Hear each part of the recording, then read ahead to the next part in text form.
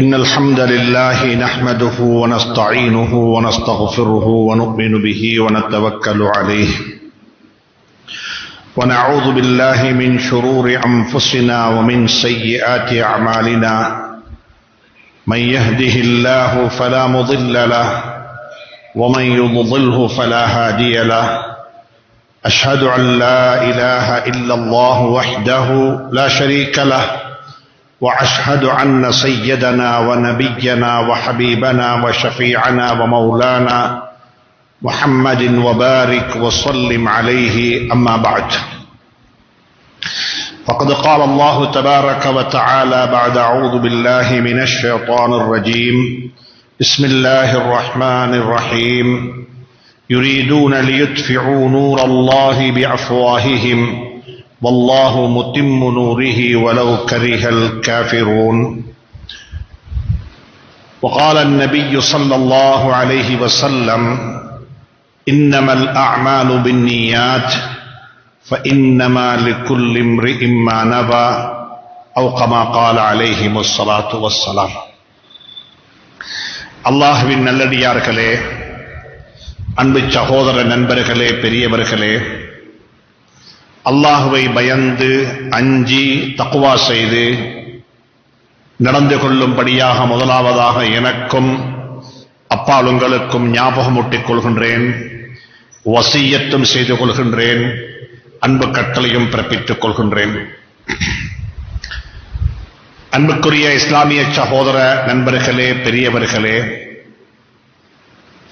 இந்த பூவுலகத்தில் வாழக்கூடிய மனித கோடிகளுடைய இன்மை மறுமையினுடைய வெற்றியை அல்லாஹ் சுப்ஹானஹு வ தஆலா இறையச்சத்தில் தான் அமைத்து வைத்திருக்கிறான்.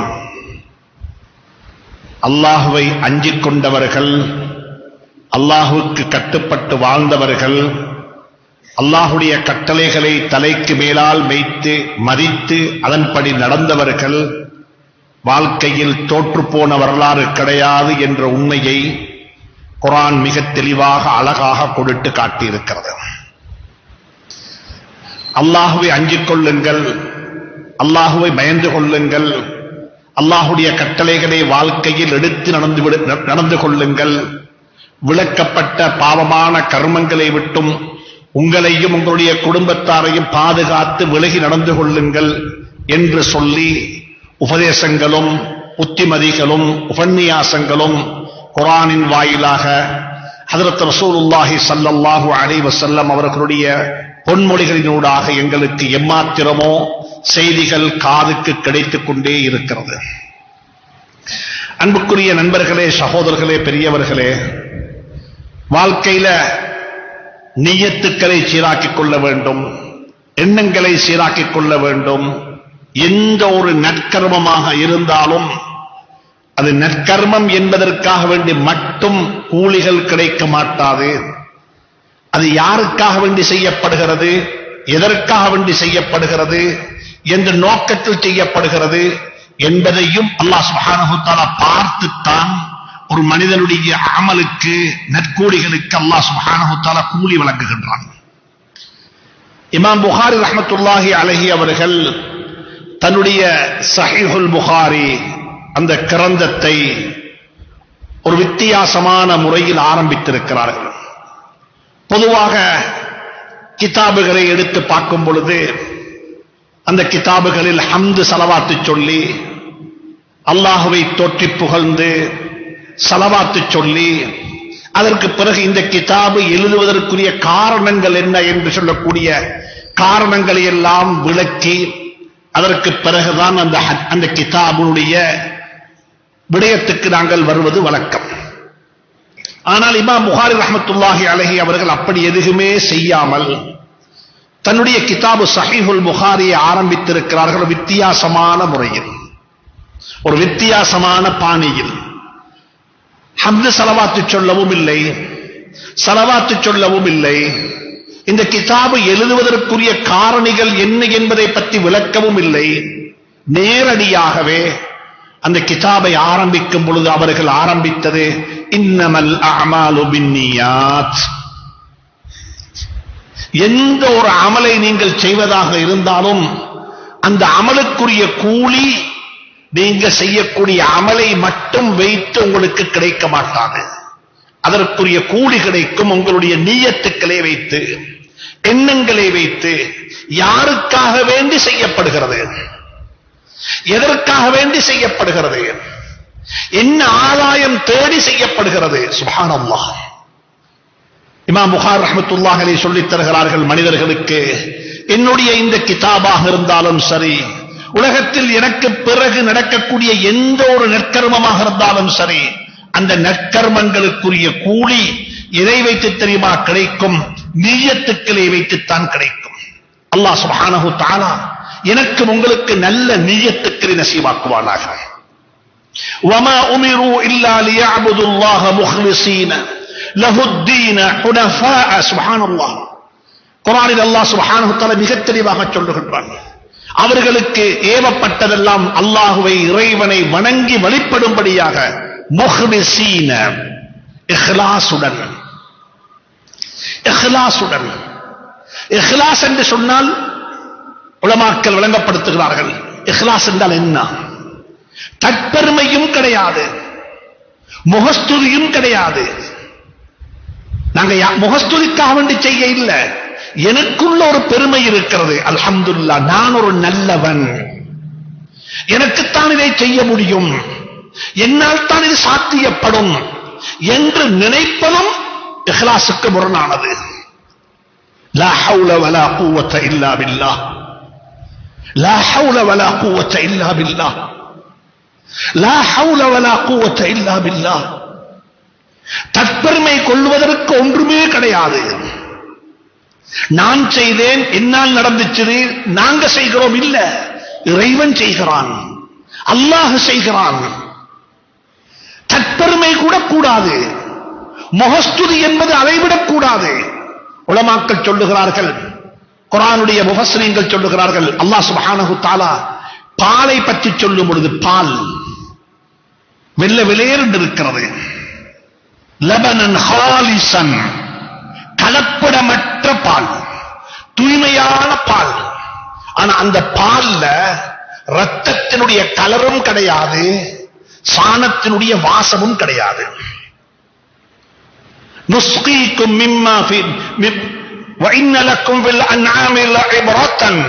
நுஸ்கீக்கும், நாங்க உங்களுக்கு பால் தாரோம், பசு பால் தரவில்லை. மின் பைனி ஃபரஸின் வ தமின் லபனன் ஹாலிசன்.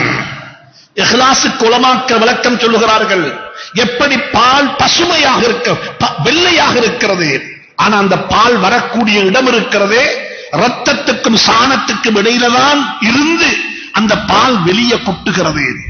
இஹ்லாஸ் என்று சொன்னால் முகஸ்துதியும் கூடாது, தற்பெருமையும் கூடாது. தற்பெருமைக்கும் முகஸ்துதிக்கும் இடையிலிருந்து அல்லாஹ்வுக்காக வேண்டி என்று சொல்லக்கூடிய உணர்வுடன் வெளியாகக்கூடிய அமலுக்குத்தான் இஹ்லாஸ் என்று சொல்லப்படும். அல்லாஹ் சுப்ஹானஹு தஆலா அந்த இஹ்லாஸை நசீபாக்குவானாக. இமாம் புகாரி ரஹ்மத்துல்லாஹி அலைஹி அவர்கள் தன்னுடைய ஸஹீஹுல் புகாரி அப்படி ஆரம்பித்து விட்டு எப்படி தெரியுமா முடிக்கிறாங்க? ஒவ்வொரு இமாமும் தங்களுடைய கிதாபுகளை முடிக்கும் பொழுதும் வித்தியாசமாக முடித்திருப்பார்கள். கடைசியாக துஆவை கொண்டு முடிப்பார்கள். வாஹிர் தஅவானா அல்ஹம்துலில்லாஹி ரப்பில் ஆலமீன் வஸல்லல்லாஹு தஆலா வஸல்லம் அலா நபியினா என்று சொல்லி சுப்ஹானல்லாஹி பிஹம்திஹி சுப்ஹானக்கல்லாஹும்ம பிஹம்திக என்று முடிக்கலாம். ஆனா இமாம் புகாரி ரஹ்மத்துல்லாஹி அலைஹி அப்படி எதுவுமே சொல்லி முடிக்க இல்லை. அவங்க என்ன தெரியுமா முடிக்கிறாங்க?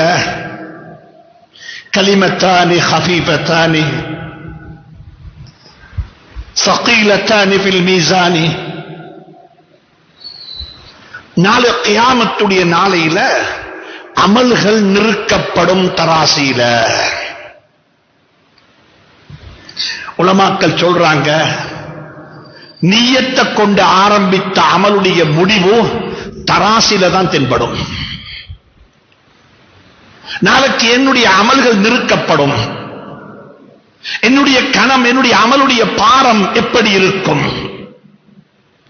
இமாம் புகாரி ரஹ்மத்துல்லாஹி அலைஹி நியத்தை கொண்டு கிதாப ஆரம்பித்து தராசில அமல்கள் நிறுக்கப்படும் என்று சொல்லி கிதாப முடிக்கிறாங்க.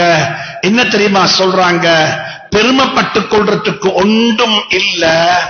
இப்ப நலவு செஞ்சு கொண்டே போங்கோ, நலவுகளை செய்து கொண்டே இருங்கோ. நாளை கியாமத்தில் அமல்கள் நிறுக்கப்படக்கூடிய தராசியில உங்களோட அமல் இவ்வளவு பாரமாக இருக்கும் என்பதை மட்டும் கவனத்தில் கொள்ளுங்கள். இந்த அமல் எப்படி இருக்கும்? فَأَمَّا مَنْ ثَقُلَتْ مَوَازِينُهُ فَهُوَ فِي عِيشَةٍ رَاضِيَةٍ وَأَمَّا مَنْ خَفَّتْ مَوَازِينُهُ فَأُمُّهُ هَاوِيَةٌ. الوزن يومئذ الحق الوزن يومئذ الحق. நாளை கியாமத்துடைய நாளையில அமல்கள் எண்ணப்பட மாட்டாது. எத்தனை வருஷம் நோன்பு நோற்றீங்க, எத்தனை ரக்காத்து தராவிஹ் தொழுவீங்க, எத்தனை குர்ஆன் தமாம் செஞ்சீங்க, எத்தனை ரூபா சதக்கா கொடுத்தீங்க, எத்தனை பள்ளி கட்டி இருக்கிறீங்க, அல்லாஹ் சுப்ஹானஹு தஆலாவுடைய சன்னிதானத்துல என்னுடைய உங்களுடைய அமல்கள் எண்ணப்பட மாட்டாது. நன்றாக புரிந்து கொள்ளுங்கள். அமல்கள் எண்ணப்பட மாட்டாது. நாங்க தான் எண்ணக்கூடிய மக்கள். எல்லாத்தையும் எண்ணி பார்ப்போம். எத்தனை பள்ளி, எத்தனை பேருக்கு இஸ்லாத்துக்குள்ள, எத்தனை பேரை இஸ்லாத்துக்குள்ள எடுத்திருக்கின்றோம், எத்தனை பேருக்கு வீடு கட்டி கொடுத்தோம், எத்தனை பேருக்கு கணம் கட்டி கொடுத்தோம். எங்கள்கிட்ட இருக்கிறது எத்துணை என்பது. அல்லாஹ்விடத்தில் எத்துணை என்பது கிடையாது. அல்லாஹ்விடத்தில் இருக்கிறது நிறுக்கப்படும். தராசியில வைத்து அமல்கள் நிறுக்கப்படும். ஹதீஸ்ல வந்திருக்கிறது. சுப்ஹானல்லாஹ். நாளை கியாமத்துடைய நாளையில் ஆகப்பெரிய முஃப்லிஸ் பங்களோட்டுக்காரன் யார் தெரியுமா? நாங்க நினைத்துக் கொண்டே இருப்போம், நான் மிச்சம் செஞ்சிருக்கிறேன், இந்த ஊர்ல என்ன மாதிரி ஒருவர் இல்லை என்று சொல்லி நாங்க நினைத்துக் கொண்டிருப்போம். ஆனா தராசில வச்சு நிறுத்து பார்த்தா அதுக்கு எந்த பாரமும் கிடையாது. எனவே அன்புக்குரிய நண்பர்களே, சகோதரர்களே, அமல்களை பாரமாக்கிக் கொள்வோம். பிடிக்கக்கூடிய நோன்பை பாரமாக்குவோம். தொழக்கூடிய தராவிகை பாரமாக்குவோம். கொடுக்கக்கூடிய சதக்காவை பாரமாக்குவோம். அதுக்கு என்ன செய்யணும்? உலமாக்கள் சொல்றாங்க, ஒரு அமல பாரமாக்கிறதுக்கு 2 வேலை செய்யணும். அமல் செய்யும் பொழுது 2 வேலை செய்யணும். ஒன்று என்ன தெரியுமா? ஒவ்வொரு அமலுக்கும் ஒரு உள்ரங்கம் இருக்கிறது, வெளித்தோட்டம் இருக்கிறது. ஒரு வாஹிர், ஒரு பாத்தின். வெளித்தோட்டமும் இருக்கிறது, ஒரு உள்தோட்டமும் இருக்கிறது. வெளித்தோட்டத்தை அறிவை கொண்டு அழகுபடுத்தி விடலாம், சரி பார்த்து விடலாம். ஒரு தொழுகையினுடைய வெளித்தோட்டம், ஒரு ஹஜ்ஜுடைய வெளித்தோட்டம், ஒரு நோம்பினுடைய வெளித்தோட்டம், ஒரு சதக்காவுடைய வெளித்தோட்டம், ஒரு அகீகாவுடைய வெளித்தோட்டம், வெளிப்படையாக தென்படக்கூடிய விடயங்களை அறிவு ஞானத்தை கொண்டு, கல்வியை கொண்டு சரிபார்த்து விடலாம். தக்பீர் கட்ட வேண்டும், இப்படித்தான் தொழ வேண்டும். இதை உலமாக்களிடத்தில் போய், மதரசாக்களுக்கு போய், ஹல்காக்கள் உட்கார்ந்து எனக்கும் உங்களுக்கும் என்னுடைய உங்களுடைய தொழுகையினுடைய இபாதத்துகளுடைய வெளித்தோட்டத்தை அழகுபடுத்திக் கொள்ள முடியும். ஆனால் ஒவ்வொரு இபாதத்துக்கும் ஒரு அந்தரங்கம் இருக்கிறது, ஒரு பாத்தின் இருக்கிறது, ஒரு உட்புறம் இருக்கிறது. இந்த உட்புறத்தை எப்படி தெரியுமா சரிபார்க்க முடியும்? அல்லாஹுடைய ஜிக்ரை கொண்டு மட்டும்தான் அதனை சரிபார்த்துக் கொள்ள முடியும். அல்லாஹுடைய ஜிக்ர். இப்ப யாராவது கேட்ட, நீங்க ஏன் பள்ளிக்கு வந்தீங்கன்னு கேட்டால் நாங்க சொல்லுவோம், தொலை வந்திருக்கிறோம் என்று சொல்லி, ஜும்ஆ தொலை வந்திருக்கிறோம் என்று சொல்லுவோம். இந்த பள்ளிக்கு இவ்வளவு பெரிய ஒரு மக்கள் வந்திருக்கிறீங்க, ஏன் வந்திருக்கிறீங்க? முஅஸ்ஸின் சொன்னார், ஹய்யா அலஸ் ஸலாஹ், தொழுகையின் பக்கமாக விரைந்து வாருங்கள். அஸ்ஸலாத்து ஜாமிஆ, கூட்டு தொழுகை நடைபெறப் போகிறது, விரைந்து வாருங்கள் என்று சொல்லி அழைப்பு விடப்பட்டது தொழுகைக்காக வேண்டி. ஆனா அல்லாஹ் சொல்லுகிறான், தொழுகைக்காக வேண்டி வர வேண்டாம். நீங்க சொல்லக்கூடிய தொழுகை என்ன தெரியுமா? தக்பீரத்து தஹ்ரீம் கட்டி அல்லாஹு அக்பர் என்று கட்டி சலாம் கொடுக்கும் வரைக்கும் உள்ளது தான் தொழுகை. ஆனா அல்லாஹ் சொல்லுகிறான், அந்த தொழுகையின் பக்கமாக நான் உங்களை அழைக்கவில்லை, முஅஸ்ஸின் உங்களை அப்படித்தான் அழைத்தாரு. நீங்க வாங்க, எதுக்கு தெரியுமா? ஃபஸ்அவு இலா ஸிக்ரில்லாஹ். இதா நூதிய லிஸ்ஸலாத்தி மின் யௌமில் ஜும்ஆ ஜும்ஆவுடைய தினத்தில் உங்களை முஅஸ்ஸின் அழைத்தால் நீங்க எதுக்கு வர வேண்டும்? ஸிக்ருல்லாஹ்வின் பக்கமாக வாங்கோ. அல்லாஹ்வுடைய ஸிக்ர், அல்லாஹ்வுடைய ஞாபகம். சையதுனா மூசா அலைஹிஸ்ஸலாத்து வஸ்ஸலாமுக்கு அல்லாஹ் சுப்ஹானஹு வ தஆலா புத்தி சொல்லுகின்றான். மூசாவுக்கு புத்தி சொல்லுகின்றான், அக்மிஸ் ஸலாத லிஸிக்ரி, என்னுடைய ஞாபகத்துக்காக வேண்டி தொழுகையை நிலைநாட்டுங்கள். இப்ப நாங்க தொழுவோம், யாரோத்தர் தொழுகையை பார்த்து விட்டு எங்களோட தொழுகைக்கு மார்க்ஸ் போடலாம், புள்ளி போடலாம். மாஷா அல்லாஹ், ஹதீஸ்ல சொல்லப்பட்டது போல தொழுதிருக்கிறீங்க. கையை தூக்கினதும், உட்கார்ந்ததும், தக்பீர் கட்டியதும், சலாம் கொடுத்ததும், சூரத்துல் ஃபாத்திஹா ஓதியதும், அத்தஹியாத் ஓதியதும் ஹதீஸ்கள்ல வந்ததை போல சரியாக இருந்தது. வெளித்தோட்டத்தில் நாங்கள் பாஸ் ஆகி விட்டோம். அந்தரங்கம், பாத்தின், உள்ளரங்கத்தில் என்னுடைய தொழுகையில சலாம் தக்பீர் கட்டியதிலிருந்து சலாம் கொடுக்கும் வரைக்கும், ஹஜ் செய்ய ஆரம்பித்ததிலிருந்து ஹஜ் முடியும் வரைக்கும், ரமலானுடைய பிறை தம்பட்டதிலிருந்து ரமலானுடைய பிறையை வழி அனுப்பி வைக்கும் வரைக்கும் எனக்கு அல்லாஹ்வுடைய சிந்தனை, அல்லாஹ்வுடைய ஞாபகம் எவ்வளவு தூரத்துக்கு இருந்துச்சு. நாங்கள் ஒவ்வொருத்தரும் யோசிக்க வேண்டும். எங்களுடைய அமலை பாரமாக்க வேண்டும் என்றால் அமலுக்கு இல்மு வேணும். அமலை எப்படி செய்ய வேண்டும், அதை படிக்க வேண்டும். அதற்குரிய பள்ளி வாசல்கள் உருவாக்கப்பட வேண்டும். அதற்கு பள்ளி வாசல்களை அப்படிப்பட்ட பள்ளிகளாக மாற்றி அமைக்க வேண்டும். அன்புக்குரிய நண்பர்களே, சகோதரர்களே, சூஃபியாக்கள் சொல்லுவது போல இறந்த காலத்தையும் மறந்து, எதிர்காலத்தையும் மறந்து, நிகழ்காலத்தில் இருந்து கொண்டு தொழக்கூடிய பாக்கியத்தை அல்லாஹ் எனக்கு உங்களுக்கு நசீவாக்குவானாக. அன்புக்குரிய நண்பர்களே, சகோதரர்களே, அப்படிப்பட்ட தொழுகை நாளை கியாமத்துடைய நாளையில பாரமாக இருக்கும், கனமாக இருக்கும், தராசிக்கு ரொம்ப பாரமாக இருக்கும். அதைத்தான் சொல்றாங்க இமாம் புகாரி ரஹ்மத்துல்லாஹி அலைஹி, கலிமத்தானி ஹஃபீஃபத்தானி அலல் லிசானி ஸகீலத்தானி ஃபில் மீசானி. சுப்ஹானல்லாஹ், நாவுக்கு ரொம்ப லேசி. சுப்ஹானல்லாஹி வ பிஹம்திஹி சுப்ஹானல்லாஹில் அஸீம். நாவுக்கு ரொம்ப லேசி. நாளை கியாமத்துடைய நாளையில் அமல்கள் நெருக்கப்படக்கூடிய தராசிக்கு ரொம்ப பாரமாக இருக்கும். அப்படிப்பட்ட வணக்க வழிபாடுகளை அல்லாஹ் எனக்கும் உங்களுக்கு நசீபாக்குவானாக. அன்புக்குரிய நண்பர்களே, சகோதரர்களே, ரமலானை எதிர்பார்த்து நிற்கின்றோம். அடுத்த மாதம் இன்ஷா அல்லாஹ், அல்லாஹ் நாடி இருந்தால் நாங்கள் எல்லாம் நோம்பாளிகளாக இருப்போம். ஷாபானுடைய முதல் பிறை அடுத்த மாதம் ரமலானுடைய முதல் பிறையாக இருக்கும் இன்ஷா அல்லாஹ். எனக்கும் உங்களுக்கு ஏற்றுக்கொள்ளப்பட்ட அங்கீகரிக்கப்பட்ட நோன்புகளை எல்லாம் நசீபாக்குவானாக. அன்புக்குரிய நண்பர்களே, சகோதரர்களே, நோன்பு ஒரு நல்ல நோன்பாக அமைய வேண்டும் என்றால் நாங்கள் என்ன செய்ய வேண்டும்? இது ஒரு ஹதீஸ மையமாக வச்சு ஒரு சில கருத்துக்களை உங்களுடன் பரிமாறிக் கொள்ளலாம் என்று ஆசைப்படுகின்றேன். இந்த ஹதீஸ நானும் நீங்களும் வாழ்க்கையில பல 100 தடவைகள் கேட்டிருப்போம். இதை இப்படி இன்றைக்கு இப்படி படிப்போம். ஹஜ்ரத் ரசூலுல்லாஹி ஸல்லல்லாஹு அலைஹி வஸல்லம் சஹாபாக்களுக்கு அதிகமான சில விஷயங்களை சொல்லும் பொழுது கட்டளையாக சொல்ல மாட்டார்கள். ஏவலாக, கட்டளையாக, விளக்கலாக, ஓடராக சொல்லும் பொழுது அது மக்களுக்கு அதை ஜீரணிப்பது, மக்களுக்கு சுமந்து கொள்வது கஷ்டமாக இருக்கும். இந்த கட்டளைகள் என்பது அவ்வளவு லேசான விடயம் அல்ல சுமந்து கொள்வது. ஆனால் வாழ்ந்து காட்டுங்கள், செய்து காட்டுங்கள். ஒரு உதாரண புருஷனாக வாழ்ந்து உங்களுடைய வாழ்க்கையை அமைத்து காட்டுங்கள். வாழ்க்கையை புரிந்து கொள்வதற்கு மக்களுக்கு லேசாக இருக்கும். இன்று இருக்கக்கூடிய யூத், இன்று இருக்கக்கூடிய வாலிபர்களுக்குரிய பிரச்சனை என்ன தெரியுமா? நீங்க எல்லாம் நல்லத சொல்றீங்க, பிரச்சனை இல்ல, என்ற காதுகள்ல விழுகுது. ஏன் அந்த நல்லவைகளை நீங்க முதலாவது எடுத்து நடக்கிறீங்க இல்ல? வாப்பாட்ட கேட்கக்கூடிய கேள்வியும், மகன் வாப்பாட்ட கேட்கிற கேள்வியும் அதுதான். பாடசாலைகள் உள்ள மாணவர்கள் ஆசிரியர்கிட்ட கேட்கிற கேள்வியும் அதுதான். ஆசிரியர்கள் அதிபர்கள்ட்ட கேட்கிற கேள்வியும் அதுதான். அதிபர்கள் கல்வி அதிகாரிகள்ட்ட கேட்கிற கேள்வியும் அதுதான்.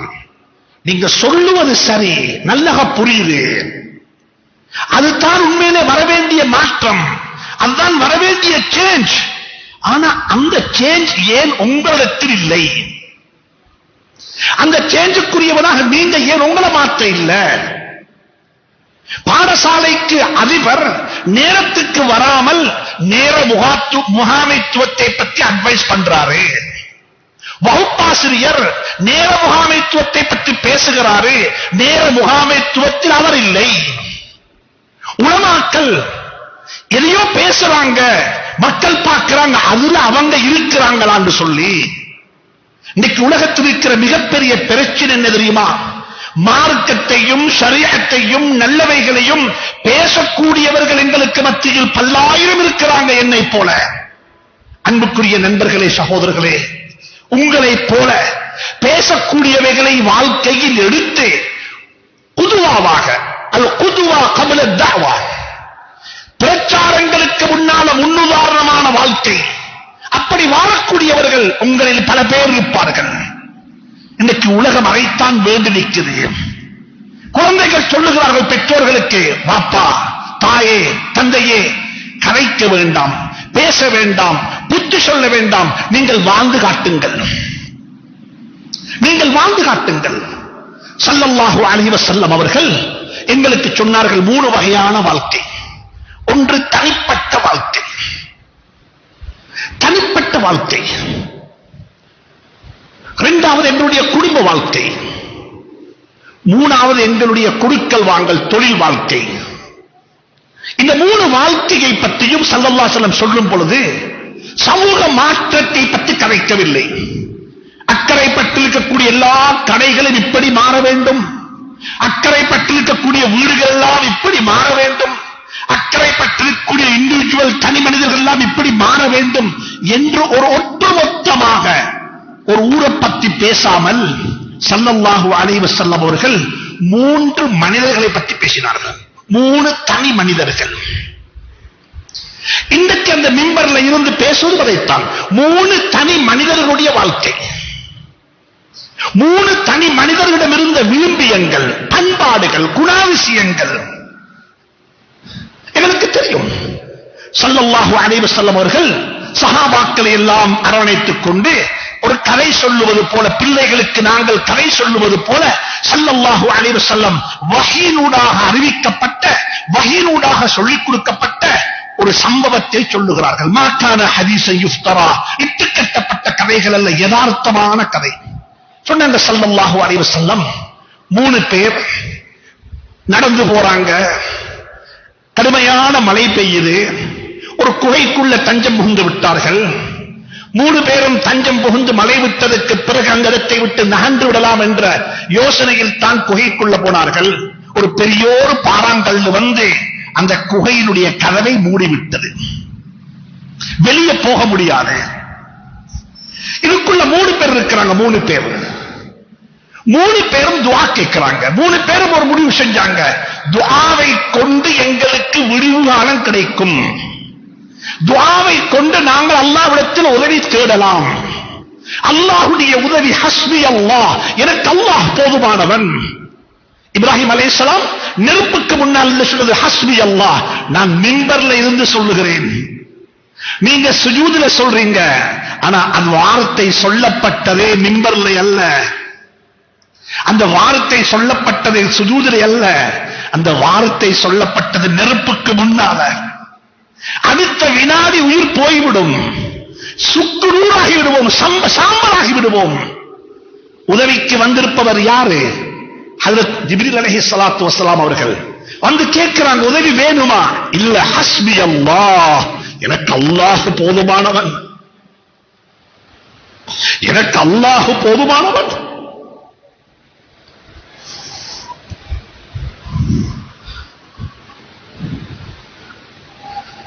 மூணு பேரும் முடிவு செஞ்சாங்க, அல்லாஹ்விடத்தில் உதவி தேடி அல்லாஹ்வுடைய உதவியை கொண்டு மட்டும்தான் இந்த இடத்திலிருந்து எங்களுக்கு விடிவு கிடைக்கும், இல்லாவிட்டால் அதற்குள்ளே மௌத்தாக வேண்டும். 3 பேரும் துஆ கேட்கிறாங்க. 3 பேருடைய துஆவும் ஆச்சரியமான துஆக்கள்.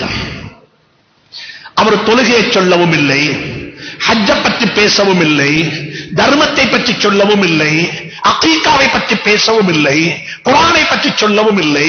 அவர் 3 பேர்ல ஒருத்தர் சொன்னாரு தந்த தனிப்பட்ட வாழ்க்கையை பத்தி.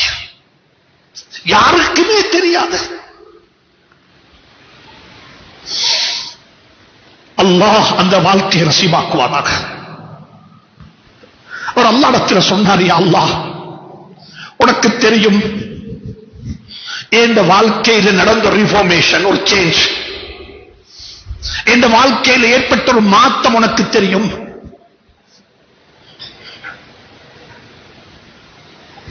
ஒரு பெண்ணை அடைய வேண்டும் என்று ஆசைப்பட்டேன், பல காலம் முயற்சி செய்தேன், வசமாக சந்தர்ப்பம் கிடைத்தது, பணத்தையும் கொடுத்து விட்டேன்.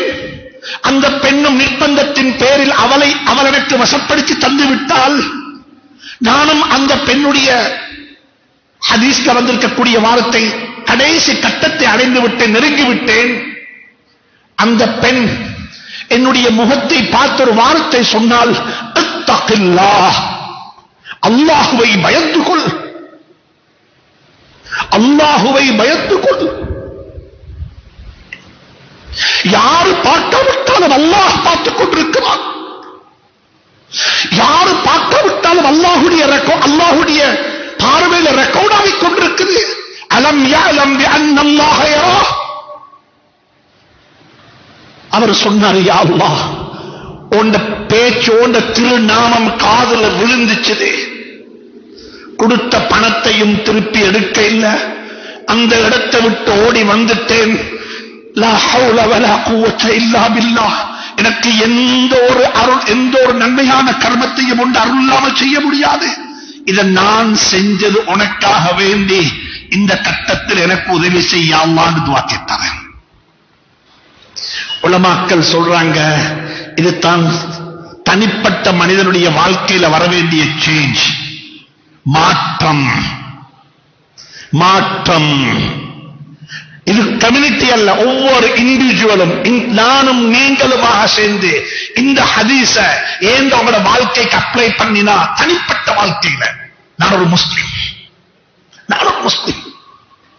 அல்லாஹ்வுக்கு தெரியும் நான் இப்படியெல்லாம் பாவத்தை விட்டும் விரண்டோடி இருக்கின்றேன். யூசுப் அலைஹிஸ்ஸலாத்து வஸலாம் அவர்களை ஒரு தாய், ஒரு பெண்மணி நாடுகிறாள். வஸ்தபகத்தில் பாப் வகத்தத் கபீஸஹு மின் துபரிஹா வஅல்ஃபயா சய்யிதஹா லதல் பாப் قالت ما جزاء من اراد باهلك سوءا. சுப்ஹானல்லாஹ். இப்ராஹிம் ஹஜ்ரத் யூசுப் அலைஹிஸ்ஸலாத்து வஸலாமை பற்றி குர்ஆன் பேசி இருக்கிறது. இது தனிப்பட்ட மனிதனுடைய வாழ்க்கை. இரண்டாவது ஆள் துஆ கேட்டார். அவரும் சொல்ல இல்லை, இத்தனை ஹஜ் செஞ்சிருக்கிறேன், இத்தனை உம்ரா செஞ்சிருக்கிறேன், இத்தனை பள்ளி கட்டி இருக்கிறேன். அவர் ஒன்றுமே சொல்லல. அவர் என்ன தெரியுமா சொன்னாரு? சுருக்கமாக சொல்லுகிறேன், யா அல்லாஹ், யா அல்லாஹ், இந்த குடும்ப வாழ்க்கையில எனக்கு ஒரு சந்தர்ப்பம் ஏற்பட்டுச்சு. ஒரு பக்கத்தில் இந்த உம்மா வாப்பா,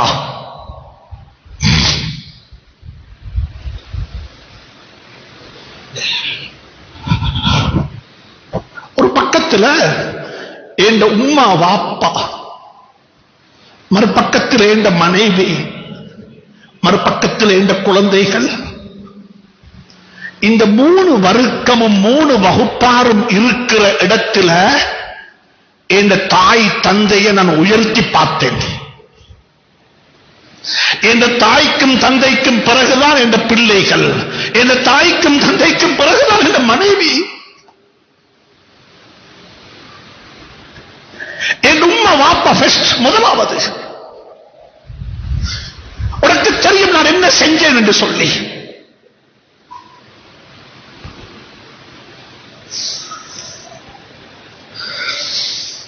அன்புக்குரியவர்களே,